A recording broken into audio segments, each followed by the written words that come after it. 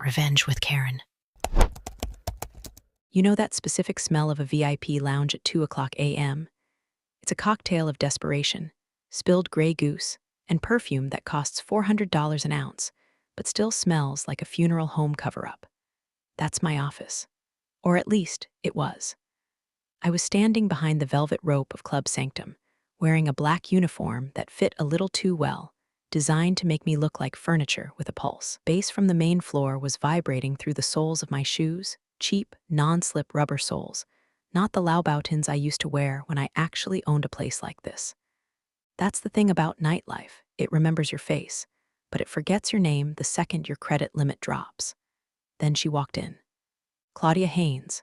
She didn't just walk, she glided, like she was on a conveyor belt made of other people's money. She was wearing a white mink coat that looked like it had been skinned alive 5 minutes ago, and her eyes were scanning the room for someone to victimize. That someone, invariably, was me. "Check my coat, sweetie." The coat hit me in the chest before I could even raise my hands. It was heavy, reeking of cold air, and that distinct, metallic scent of new money that hasn't learned manners yet. I caught it, because instinct is a hard thing to kill. My fingers dug into the fur hard enough to bruise the hide. "You dropped a hanger last time," Claudia sneered, not even looking at me. She was busy admiring her reflection in the darkened window of the DJ booth. "If you ruin the lining, I'll have it deducted from your, whatever it is you earn. Tips, peanuts." I didn't say anything. I just tagged the coat. Ticket number 666. If she noticed the irony, she was too busy checking her teeth for kale or cocaine. "Listen, before I go any further into how I dismantled this woman's life brick by gilded brick, do me a favor and hit that subscribe button and give this a like. It keeps the algorithm fed, and frankly, after what I'm about to tell you, you're going to want to be notified when the legal updates drop. It's the only tip I'm asking for today." Back to the fur. I watched Claudia sashay into the VIP section, bypassing the security guard who looked like a shaved gorilla in a suit. He nodded at her. Everyone nodded at her. She was the wife of Elliot Haynes, the tech CEO whose company, Sphere, had just acquired half the downtown district. In this ecosystem, Claudia was an apex predator. I was Krill, but Krill have a way of clogging the engines if there are enough of them, or if one of them is smart enough to know how the engine works. 2 years ago, I wasn't holding coats. I was the one throwing them. I owned the Velvet Room 3 blocks down. It was sharper, darker, cooler. We didn't let people like Claudia in because they ruined the vibe. They treated the staff like NPCs in their personal video game. I had a strict no assholes policy, and Claudia Haynes was the patron saint of assholes. I remember the first time I denied her entry at the Velvet Room. She looked at me like I had spoken in tongues. "Do you know who my husband is?" she had hissed, her face turning a blotchy shade of indignity. "I don't care if your husband is Jesus Christ in a Yeezy collab," I had told her. "You're not on the list. That was my mistake." Not the denial, that was a pleasure, but underestimating how much free time a bored trophy wife with a vindictive streak has. Now, I stood in the shadows of Club Sanctum, watching her hold court. I was sitting on a tufted leather banquette that I knew for a fact hadn't been deep cleaned since 2019. She was snapping her fingers at a waitress, a girl named Sarah who was putting herself through law school and didn't deserve to be treated like a servant in a Victorian melodrama. "More ice," Claudia barked. "And tell the bartender this vodka tastes like tap water." I want the bottle opened in front of me. I adjusted my earpiece. "Sarah," I murmured into the mic, my voice flat, "just bring her the bucket. Don't engage. She's looking for a fight to spice up her Tuesday." Sarah looked over at me, her eyes wide and grateful. I gave her a microscopic nod. That's what I was now. The shadow manager. The ghost in the machine.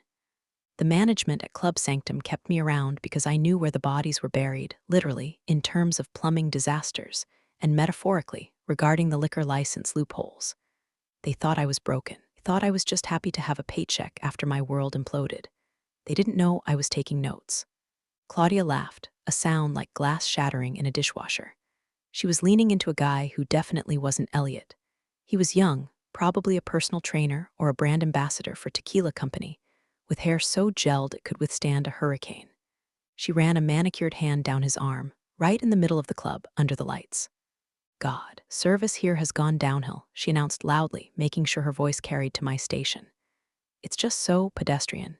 Ever since they started hiring the refugees from that failed club down the street." She meant me. She knew I could hear her. It was part of the ritual. She needed to remind me every single week that she had won and I had lost. I looked down at the fur coat in my hands. It was soft, expensive, and completely vulnerable. For a second, imagine taking a pair of shears to the lining. Just a small snip, a loose thread that would unravel the whole structure over time. But that was petty. That was amateur hour. I wasn't interested in ruining a coat. I was interested in ruining the person wearing it. I hung the coat up with exaggerated care, smoothing the bristles. "Enjoy it while it lasts, sweetie," I whispered to the empty cloakroom. The bass dropped again, shaking the floorboards. I checked my watch. It was 2:15 a.m. In exactly 4 hours, the Tokyo markets would open, and a very specific shell company I'd registered in the Cayman Islands was going to trigger a purchase order that would go unnoticed by everyone except the people looking for it. Claudia thought this was just another night of her reign. She didn't realize she was dancing on a trapdoor, and I was just waiting to oil the hinges. The music swelled, drowning out her laughter. I could still see her mouth moving, shaping insults, shaping her own demise. I adjusted my name tag, Vanessa Staff, and smiled. It was the kind of smile a shark gives before it rolls its eyes back. The game was on. If you think the fur coat was the peak of it, you've clearly never worked service for the 1%. The coat was just the opening ceremony. The main event was the humiliation loop, a routine Claudia had perfected with the efficiency of a Japanese factory line, usually started with the drinks. Claudia didn't drink alcohol to get drunk, she drank to critique. She ordered a Grey Goose, soda, 3 limes, splash of cran in a tall glass, no straw, plenty of ice, but not too much ice. If the bartender, a sweet kid named Jason, put in 4 limes, crisis. If the splash of cranberry was more of a pour, tragedy. "Is it hard?" she would ask, leaning over the bar, her cleavage adjusting itself like a separate entity. "Is it hard to follow basic instructions? Or is this why you're on this side of the bar and I'm on this side?" Jason would stammer, apologize, and remake the drink. Then she'd leave a tip. A single dollar bill folded into an origami swan. It wasn't a reward, it was a prop for her cruelty. "For your art classes," she'd say. Then there was Elliot, her husband, the CEO of Sphere. If Claudia was the knife, Elliot was the numbness that followed the cut. He didn't yell, didn't make scenes. He simply didn't perceive you as a human being. He looked through me like I was a smudge on a window pane. That Tuesday, Elliot came in about an hour after Claudia. He was wearing a suit that cost more than my entire liquidation settlement. He bypassed the line, bypassed security, and walked straight to the VIP section. As he passed the coat check, he handed me his umbrella. It was wet. He didn't hand it to me, released it in the airspace roughly adjacent to my body, assuming I would manifest the physics required to catch it. I caught it. "Dry it," he said, not a request. A command code input into a machine. "Right away, Mr. Haynes," I said, my voice devoid of inflection. He paused just for a fraction of a second. "Do I know you?" My heart did a slow, cold thud against my ribs. "I don't think so, sir. I'm just staff." "Right," he said, dismissing the thought before it could fully form. "You have the same eyes as a woman who used to run a dump downtown. Never mind. She's probably in rehab." He walked away. I stood there, holding his wet umbrella, dripping water onto my shoes. A dump. My club had been architectural digest material. My club had been a sanctuary. I took the umbrella to the back room. I didn't dry it. I opened it and left it in the utility sink. Then I pulled out my phone. They were upstairs playing Masters of the Universe. I was downstairs playing 4D chess. I wasn't just scrolling Instagram. I was logged into a private server accessing the county clerk's real estate filings. You see, Club Sanctum wasn't owned by a person.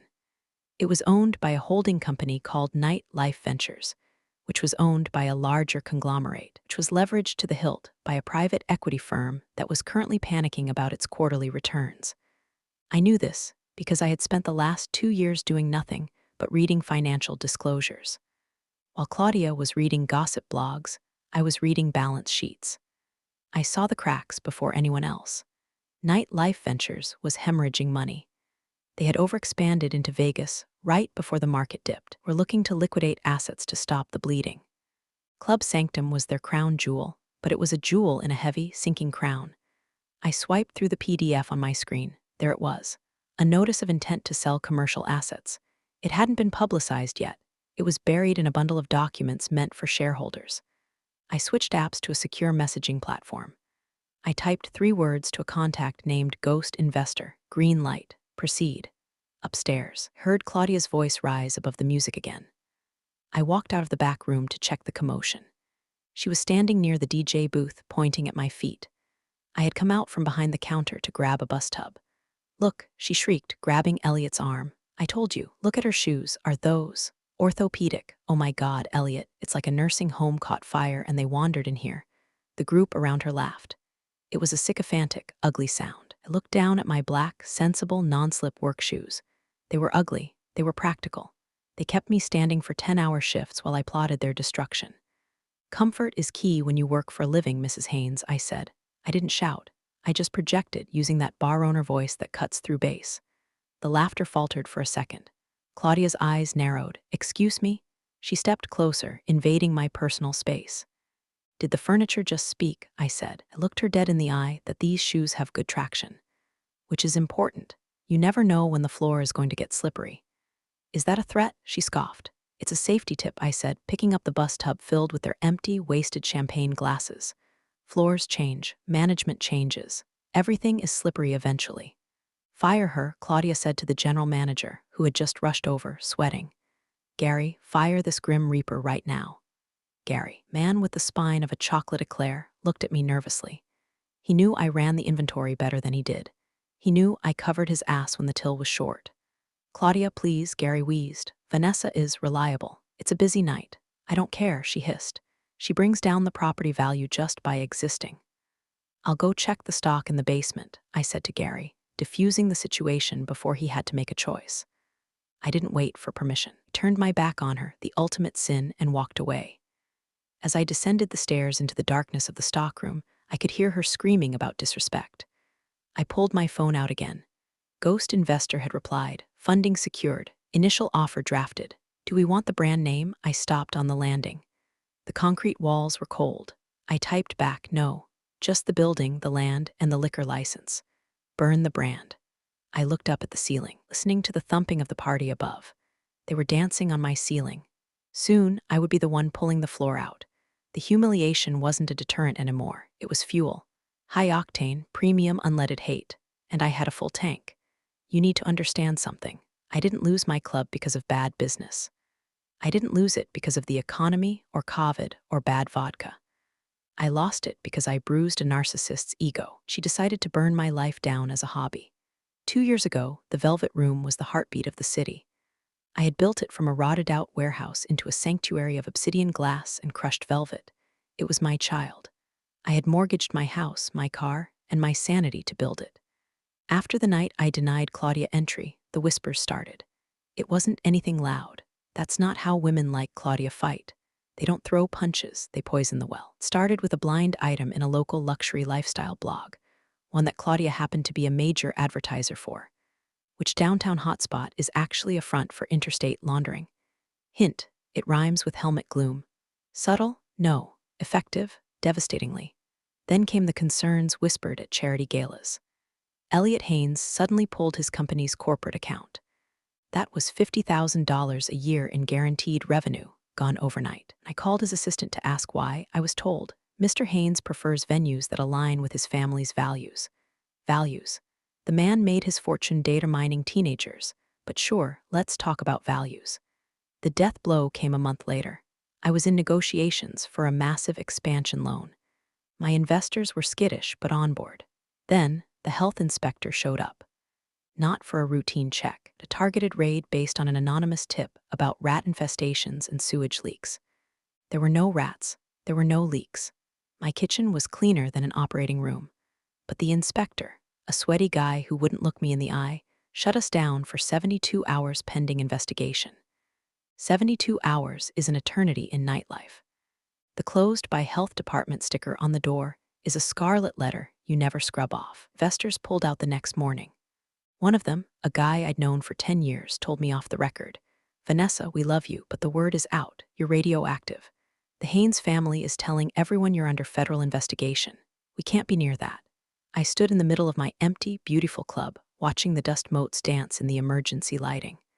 I had $200 in my business account and a mountain of debt. I lost the lease. I lost the house. I remember seeing Claudia a week after the foreclosure. I was leaving the bank looking like hell. She was walking out of a boutique next door. She saw me. She stopped. She didn't say anything nasty. She just smiled. A small, tight, satisfied smile. She gave a little wave like she was shooing a fly and got into her Porsche. That wave broke something in me. It snapped the part of my brain that believed in karma or justice or taking the high road. High road is for people who have a car. I was walking, so I decided to take the low road, the sewer road, the road that runs right underneath their perfectly manicured lawns. That's when I went dark. I dyed my hair from its signature blonde to a nondescript brown. I stopped wearing makeup. I bought clothes at Walmart. I applied for a job at Club Sanctum, the very place Claudia and Elliot had adopted as their new playground. The interview was pathetic. Gary, manager, looked at my resume, which I had heavily redacted, leaving out the ownership part and just listing bar manager, and hired me on the spot because I was willing to work holidays. You look familiar, he had said, squinting. I just have one of those faces, I lied. I used to work at an Applebee's in the state. Right, he said, losing interest. Don't steal the towels. For 2 years, I have been invisible. I have fetched coats. I have mopped up vomit, have listened to Claudia tell her friends how she single-handedly cleaned up the city's nightlife by getting rid of that trashy place down the street. She confessed her crime to me a dozen times, thinking I was just a faceless servant. We had to call in so many favors to get that inspector out there. She giggled once, 3 martinis deep, talking to a friend in the bathroom while I restocked the paper towels. But God, it was worth it. Did you see her face? She looked like she was going to cry, poor thing. Some people just aren't built for business. I was in the stall next to them, holding a roll of toilet paper so tight the cardboard core collapsed. Not built for business. That phrase echoed in my head every night as I ate ramen in my studio apartment. She was right. I wasn't built for her kind of business. Her business was influence, gossip, and daddy's money. My business was operations, margins, logistics, vengeance. I started saving every tip. I reconnected with 2 of my old investors, the ones who had been burned when the Velvet Room went under, the ones who hated Elliot Haynes because he had screwed them on a separate tech deal. They were angry, rich men. I pitched them a plan. We don't buy a club, I told them, sitting in a dark diner at 4 a.m. We buy the dirt it sits on. We buy the debt. We buy the distribution rights for the alcohol. We surround them. Then one investor asked, raising an eyebrow. And then I said I evict them from their own lives. The flashback ends now. The memory of that bathroom stall giggle is what fuels me. It's what keeps my hand steady as I initiate the next phase. Because here's the thing about people like Claudia. They think power is static. They think once they have it, they keep it. They don't understand that power is fluid. It flows to whoever is willing to dig the deepest trench. I had been digging for 2 years. A shell company is a beautiful thing. It's a ghost. It has no face, no soul, and most importantly, no name attached to it that anyone would recognize. Mine was called VMB Holdings. To the casual observer, it looked like a boring real estate investment trust based out of Delaware. To me, VMB stood for Vengeance is my business. Okay, that's cheesy, but when you're eating gas station sushi for dinner, we're allowed a little internal melodrama. While Claudia was complaining about the thread count of the napkins in the VIP lounge, I was finalizing the acquisition of Sanctum's biggest weakness, their liquor license distributor. See, in this state, liquor laws are archaic. Distributors have monopolies over certain territories. If you control the distributor, you control what flows into the glass. And if nothing flows, the party dies. I met my silent partners, let's call them Mr. X and Mr. Y, in the back of a 24-hour laundromat. It was the only place loud enough to mask a conversation, and weird enough that no one from Claudia's circle would ever be caught dead there. The paperwork for the distributor is signed, Mr. X said, sliding a thick envelope across a folding table. He was wearing a tracksuit, but the watch on his wrist cost more than the building we were sitting in. Now effectively own the exclusive rights to supply Sanctum with everything from vodka to vermouth. And the building? I asked, lighting a slim cigarette. I don't chain smoke Marlboros like a trucker, but I've developed a habit. It gives me something to do with my hands so I don't strangle people. The bank accepted the offer on the mortgage note, Mr. Y added, grinning. He hated Elliot Haynes with the fire of 1,000 suns. Elliot had once publicly corrected Mr. Whitaker's pronunciation of Pinot Noir in front of a date. Petty? Yes, but rich people wars are started over less. Technically, as of this morning, VMB Holdings owns the debt. You can foreclose or you can renegotiate. I don't want to foreclose, I said, exhaling a thin stream of smoke. Not yet. I want to be the landlord. You want to charge them rent? No, I smiled, ash flickering. I want to change the locks. Back at the club, the atmosphere was getting rowdy. It was Friday night now. The bridge and tunnel crowd had mixed with the high society types, creating a chaotic energy that usually resulted in broken glass and bad decisions. I was back in uniform, bussing a table near the dance floor. Claudia was there, of course. She was practically a fixture, like the chandelier or the black mold in the basement. She was standing on a sofa, shoes on, which drove me insane, waving a bottle of Ace of Spades. Woo, she screamed, I love this song. The song was about struggle and grinding your way out of poverty. The irony was lost on her. I walked past her table. She looked down at me. Hey, you waitress, I stopped. Yes, ma'am, take this away, she gestured to a barely touched fruit platter. The melon is soggy, it's disgusting. It tastes like poverty. I'll handle that, I said, taking the platter. And bring me another bottle, she commanded.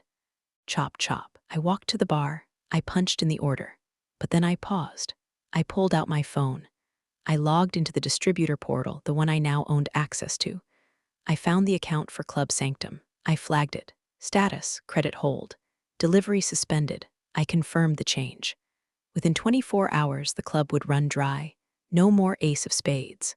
No more Grey Goose. Would be serving whatever swill was left in the basement until they paid a reconnection fee that I set. And I was going to set it astronomically high. I brought the bottle to Claudia. I poured it into her glass with perfect technique, the bubbles settling just right. Finally, she huffed. Did you grow the grapes yourself? You're so slow. Just ensuring quality control, Mrs. Haynes, I said smoothly. Whatever, she dismissed me. Go find me a straw. A black one. Clear ones look cheap. I walked away to get the straw. As I passed the manager's office, I saw Gary, the GM, looking frantic. He was on the phone, yelling, What do you mean the delivery is canceled? We have a private event tomorrow. Elliot Haynes is hosting a post-merger party. We need 50 cases of Dom. I slowed my pace, pretending to adjust a napkin holder. Credit hold? Gary shrieked. We paid the bill. What new owner? What are you talking about? I suppressed a laugh that would have sounded manic if I let it out. The dominoes were clicking. The seed of power wasn't just returning, it had sprouted, and it was a strangler fig. It was wrapping around the foundation of Club Sanctum, squeezing the life out of it. I grabbed a black straw from the supply bin. I walked back to Claudia. Here is your straw, ma'am, I said, placing it in her glass. About time, she muttered, taking a sip. I watched her drink. I watched her enjoy the expensive champagne that her husband's credit card paid for. I watched her oblivious arrogance. Drink up, Claudia, I thought. It's the last bottle of the good stuff you're going to see for a long time. I checked the time. My shift ended in 10 minutes. I had a meeting with a locksmith at 4:30 a.m. The walls were about to close in, and I was holding the remote control. Paranoia is a slow-acting poison, and I was administering it in microdoses. Saturday night? The night of Elliot's big post-merger bash. The club was packed. The air was thick with cologne and entitlement. But things were off. It started at the valet. I had accessed the third-party valet software system. It turns out the password was password 123 because security is a myth, and I had made a small adjustment to the VIP list. I was watching from the coat check window, which offered a sliver of a view to the front drive. I saw Elliot's Maserati pull up. He stepped out, tossing the keys to the valet kid, a teenager named Kyle. Kyle checked his tablet. He frowned. He tapped the screen. He checked the license plate. I'm sorry, Mr. Haynes, I heard Kyle say through the open door. The system is flagging this vehicle as restricted. Restricted? Elliot barked, his face flushing red under the valet lights. I own this town. What the hell does restricted mean? It says repeated non-payment of parking violations and risk of towing. Kyle Reed, looking terrified. That's absurd. Elliot screamed. Take the damn car, I can't, sir. The system won't print a ticket. If I take it, the insurance won't cover it. Elliot Haynes, the billionaire tech mogul, had to park his own Maserati. He had to drive it 3 blocks away to a public garage and walk back in the slush. When he finally stormed into the lobby, his Italian loafers were stained with road salt. I was there, holding a towel. Rough night, sir? I asked, my face a mask of concern. He snatched the towel from me without a word, wiping his shoes furiously. Incompetence, he muttered. Surrounded by incompetence. It must be a glitch, I offered helpfully. Computers are tricky. He glared at me, then stormed inside. Phase 2, the algorithm. Club used a digital tipping system that prioritized service to tables that tipped well. It was an internal metric on the waitstaff's iPads. I had tweaked the code. For tonight, Table 1, the Haynes permanent table, was flagged as non-priority/low tipper. This meant that every time Claudia ordered a drink, her request went to the bottom of the queue on the bartender's screen. I watched from the shadows as Claudia waved her empty glass. 10 minutes passed. 15. She stood up, waving her arms. "Hello, hello," she shrieked. "Is everyone blind?" Sarah, the waitress, walked right past her to serve a table of tourists who had ordered Bud Lights. "I'm so sorry, Mrs. Haynes," Sarah said, looking genuinely confused at her iPad. "Your order isn't popping up. The system keeps pushing it back." "Maybe the Wi-Fi is bad in this corner." "Bad Wi-Fi?" Claudia looked like she was going to have a stroke. "We are in the VIP section." "Fix it." "I'm trying," Sarah lied. I had tipped Sarah $100 cash earlier and told her, if the system glitches tonight, just roll with it. Don't override it. Finally, Phase 3, the physical space. Elliot loved his specific corner booth. It was elevated, secluded, and offered a view of the entire club. It was his throne. But earlier that afternoon, I had placed a maintenance-required order for that specific booth. I had cited structural instability in the subfloor. Elliot marched up to his throne. He found it cordoned off with yellow caution tape. Gary, the manager, was wringing his hands. "Mr. Haynes, I'm so sorry. The floor, it's sagging. We can't let you sit there. Liability." "Where am I supposed to sit?" Elliot demanded, gesturing to the crowded club. "We have a nice table near the kitchen," Gary suggested weakly. Elliot's face went purple. Claudia looked like she had swallowed a lemon. "This is unacceptable," she screamed. "This is our night?" I know, Gary stammered. "It's just the building is old. Things are falling apart." I walked by with a tray of clean glasses. I paused just long enough to catch Elliot's eye. "Can I get you folks some folding chairs?" I asked innocently. "Get away from me," Elliot hissed. They ended up standing. The king and queen of the city, standing awkwardly near the bar, jostled by people who had paid a $20 cover charge. Claudia's feet hurt in her heels. Elliot was sweating in his coat because he refused to check it. He didn't trust me anymore, smart man. I moved through the club like a phantom. I knew every weak beam, every hidden mic, every wire. I was the ghost in their machine, and I was haunting them in real time. I went to the break room and checked my phone. A message from the lawyer, deed recorded. Liquor license transfer complete. You are legally the owner of the property known as 440 West Street. Operating company is now your tenant, and they are in default. I smiled. It wasn't a shark smile this time. It was a wolf smile. I walked back out onto the floor. Claudia was arguing with the bartender about the lack of Dom Perignon, remember the delivery hold. "We only have Moet," the bartender shrugged. "I don't drink peasant champagne," Claudia yelled. I leaned against a pillar, watching. The walls were closing in. The ceiling was lowering. They were too busy shouting at the help to notice that the building didn't belong to them anymore. I had one more shift, one more night, and then the paperclip. There is a specific kind of silence that happens when a contract is signed. It's a silence that drowns out the noise of the world. Sunday morning, 9:00 a.m. I was sitting in my lawyer's office, staring at a stack of documents thick enough to stop a bullet. "This is it," my lawyer, sharp woman named Jessica who wore suits sharper than her name, said. "Once you sign this, Nightlife Ventures is notified that their lease is terminated due to violation of the good moral character clause in the master agreement, which, ironically, they added to keep out strip clubs. And the liquor license? Yours. VMB Holdings now holds the license. Club Sanctum is legally dry as of," she checked her watch, "noon today. Unless they negotiate with the new owner, which is you." I picked up the pen. It was a cheap Bic pen. I didn't need a Montblanc to sign their death warrant. I signed, "Vanessa M. Bishop, congratulations," Jessica said. "You bought a zoo?" "No," I said, standing up. "I bought a slaughterhouse." I went to work that night for my final shift. It felt surreal. I walked through the service entrance, swiped my card, which I would soon be deactivating, and put on my uniform. The staff meeting was tense. Gary was hyperventilating. "Okay, everyone," he said, wiping sweat from his bald head. "We have a crisis. The liquor distributor has cut us off completely. We are running on inventory. We need to push the high-margin cocktails to get rid of the cheap stuff. And corporate says there's some legal issue with the building, so if anyone asks, we are not closing." He looked at me. "Vanessa, make sure the coat check is moving fast. We need turnover." "You got it, Gary." I said speed is my middle name. The doors opened. The crowd flooded in. And then, inevitably, they arrived. It was Sunday, so it was industry night. The crowd was cooler, younger. But Claudia and Elliot were there because they had no homes to go to, apparently. They fed on the energy of the club like emotional vampires. Claudia looked furious. Her hair was pulled back tight, pulling her face into a permanent sneer. She marched up to the counter. She didn't even say hello. He didn't look at me. She just unhooked her fur, a silver fox this time, and threw it. She put actual force into it. It wasn't a toss, it was a pitch. The heavy fur bundle hit me in the face. The clasp scratched my cheek. A tiny drop of blood welled up. Oops, Claudia said, deadpan, slippery fingers, hang it up. And don't steal anything from the pockets. I stood there.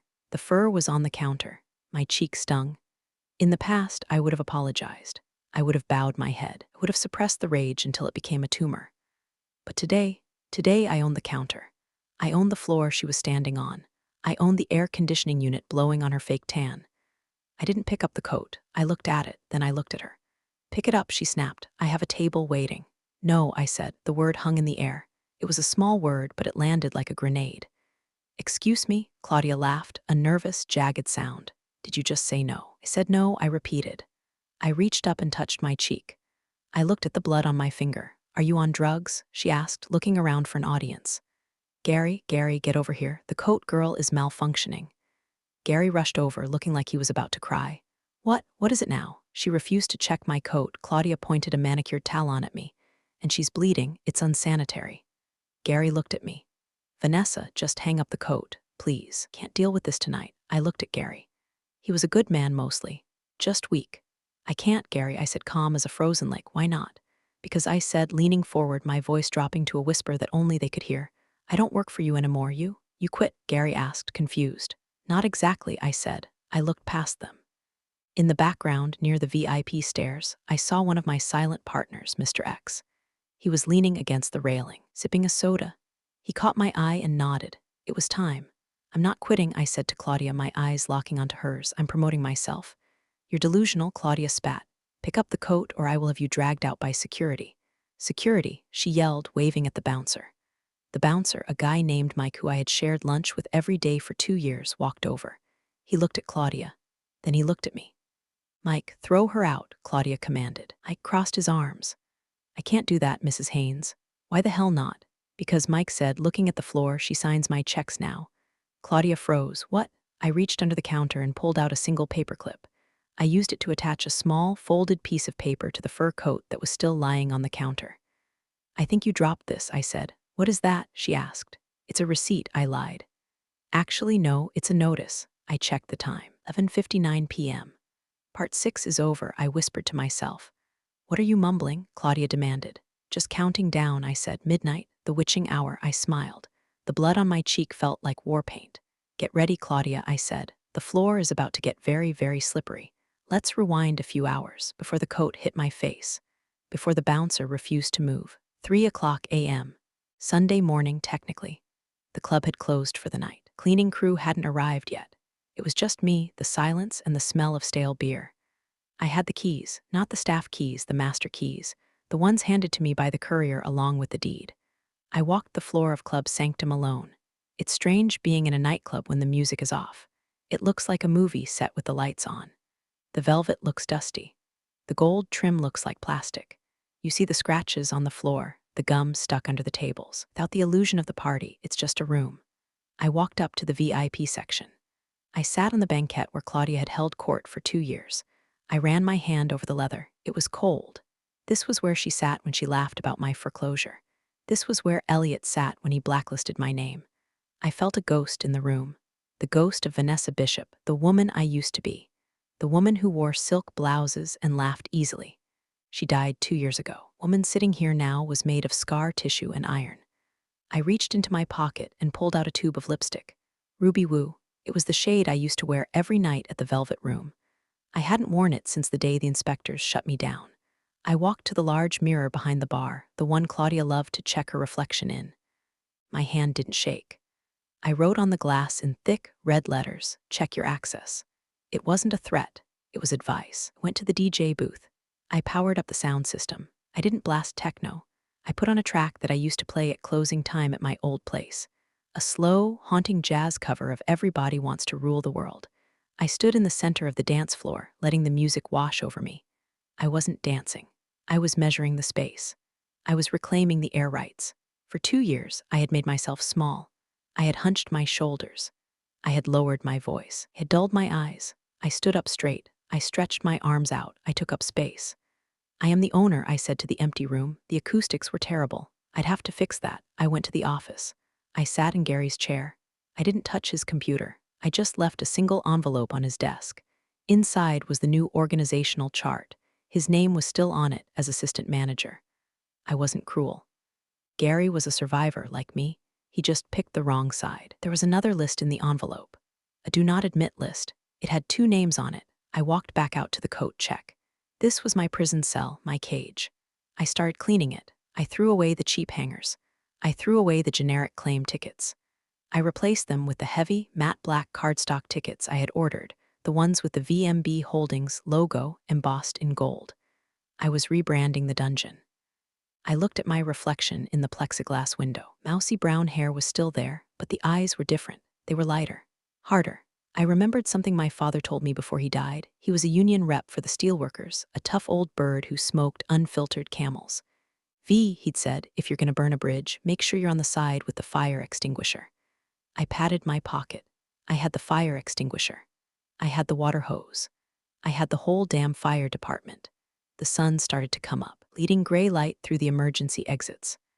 I went to the staff locker room. I changed into my uniform for the last time. The black pants, the polo shirt that smelled like polyester and shame. I looked at myself in the locker mirror. Showtime, sweetie, I whispered. I applied the Ruby Woo lipstick.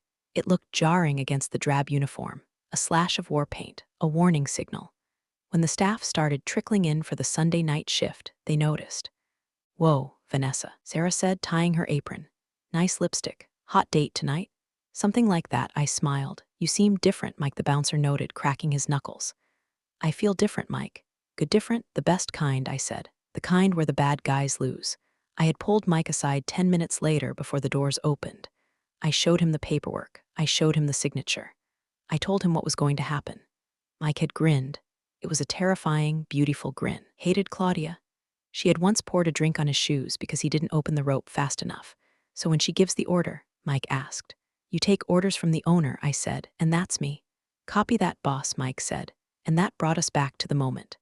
The coat on the floor, the blood on my cheek. The silence in the room as Claudia Haynes realized that her security guard wasn't moving.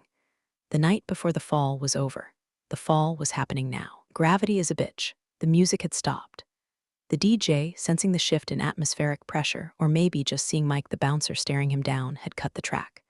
The club was silent, save for the hum of the refrigerators and the sound of Claudia Haynes trying to process the word no. You own the coat check, Claudia scoffed, a desperate, confused laugh bubbling up. What did you do? Buy the franchise? That's adorable. Really. A true entrepreneur. He turned to the crowd, arms wide. Everyone, look, the coat check girl thinks she's a business owner. Let's give her a round of applause for her little lemonade stand. A few people chuckled nervously, most just stared. People in nightclubs smell blood faster than sharks. They knew this wasn't a joke. I don't own the coat check, Claudia, I said. My voice was calm, projected from the diaphragm. No more mumbles. I stepped out from behind the counter, opened the swinging door. I walked onto the main floor. I own the door you walked through, I said, taking a step toward her. I own the floor you're standing on. I own the liquor license for the vodka you're demanding. I own the mortgage note on this building. I stopped 3 feet from her. I was wearing my cheap uniform and my bright red lipstick, and I felt 10 feet tall. I am the landlord, I am the bank, and I am the management.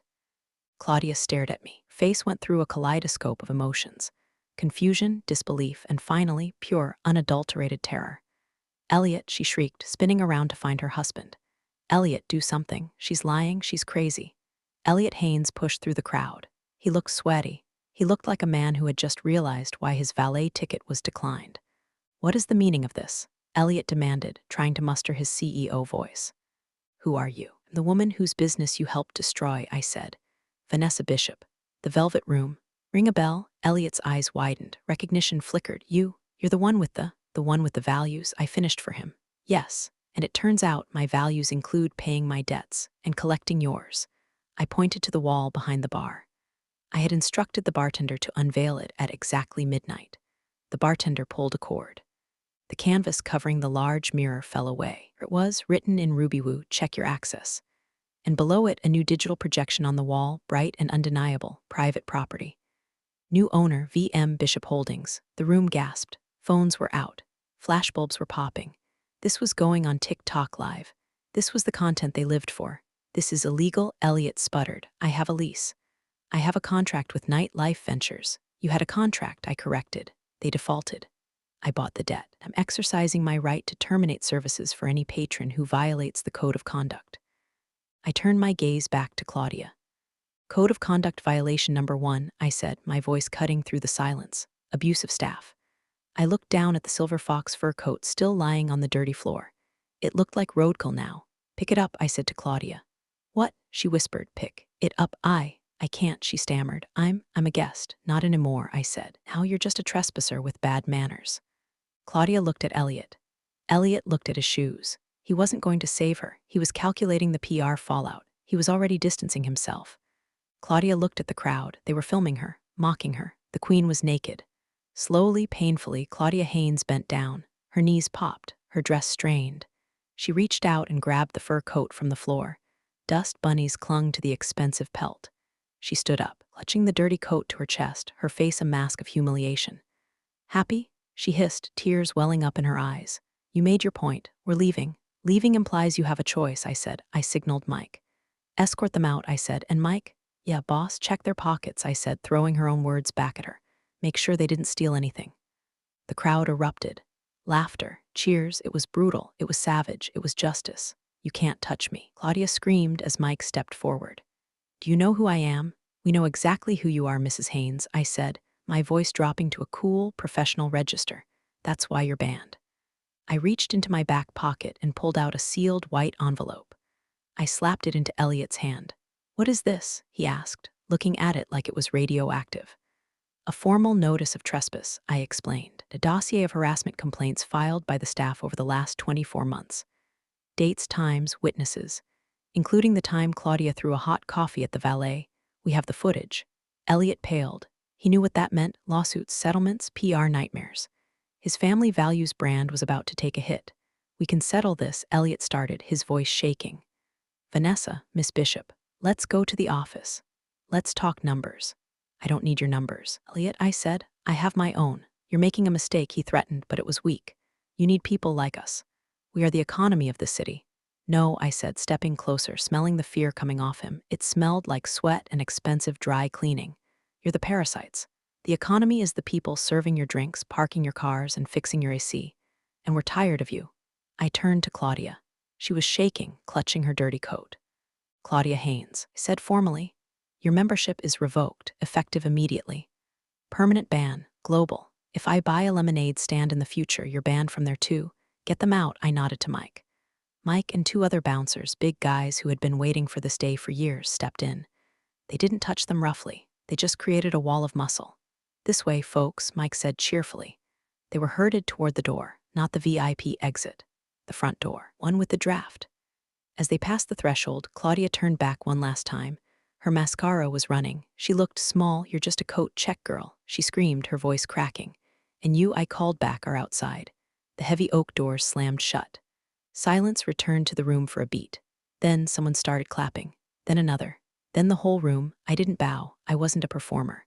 I turned to the DJ, hit it. The music blasted back on. Louder this time. Bass rattled the bottles on the shelf, my bottles. I walked behind the bar. I picked up a bottle of Grey Goose, one of the last ones left before the new stock arrived. I poured a shot. For the house, I yelled. The roar was deafening. I didn't stay for the party. I walked up the stairs to the VIP balcony, my balcony. I looked down at the sea of people. I saw Sarah laughing with a tray of drinks. I saw Gary looking relieved, loosening his tie. I saw the ecosystem healing itself. I sat down in the booth, the one I had marked with caution tape earlier. I ripped the tape off. I sat down. I pulled out my phone and checked the Reddit thread. Update, she's gone, I typed, and I didn't even have to use the sriracha. I closed my eyes and leaned back. My feet hurt. My cheap shoes were pinching my toes. But for the first time in 2 years, I didn't care. I wasn't the help. I wasn't the victim. I was the house. The house always wins. So, to answer your question, yes, revenge is a dish best served cold, preferably in a VIP lounge you just bought from under your enemy's feet. Now, if you'll excuse me, I have a club to run. And a new rule to post on the door: be nice or get out. Check your access, sweetie.